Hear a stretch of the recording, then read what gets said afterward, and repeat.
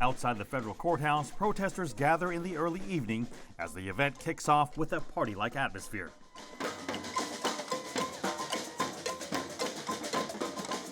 A number of people tell me that protest numbers were down to about 50 people before federal law officers came to this site.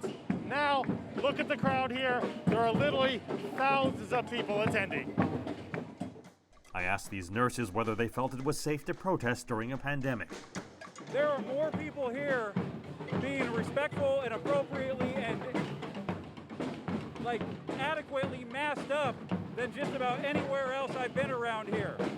I didn't come here looking for a fight. I didn't come here looking for tear gas. I came here to support people. Elementary school teachers have also joined the cause, hoping to bring the focus back to racial injustice and also send federal law enforcement packing. I'm thinking about my students as a teacher. I'm also thinking about my daughter.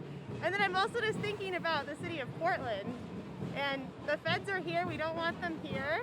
I was out here a couple of weeks ago, and the protests are peaceful until the police and the feds show up. I definitely started getting emotional and starting kind of feeling fearful, but I think this is really important. One of the main causes for fear, tear gas canisters, which federal officers began throwing shortly before the midnight hour to clear the crowd.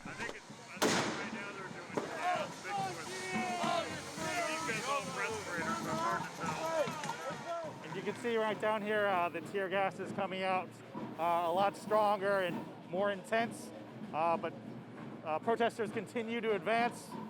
Not worried about it. It's sort of a game of chicken in a way. Will they move back, advance again, move back? This goes on for quite some time.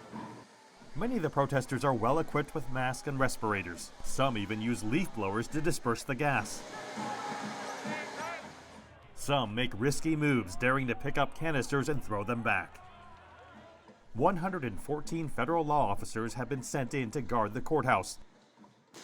They face a barrage of commercial-grade fireworks launched at them by unruly elements of the crowd.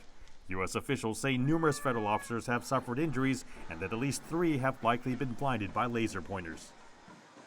This is something that is now made far worse and now made far more chaotic. And downtown looks a lot different, dramatically different than it did just a few days ago since the arrival of U.S. Marshals and Border Patrol. A chaotic situation with no signs of slowing down, but instead all the ingredients for a dangerous showdown night after night. Mark New reporting for CGTN, Portland, Oregon.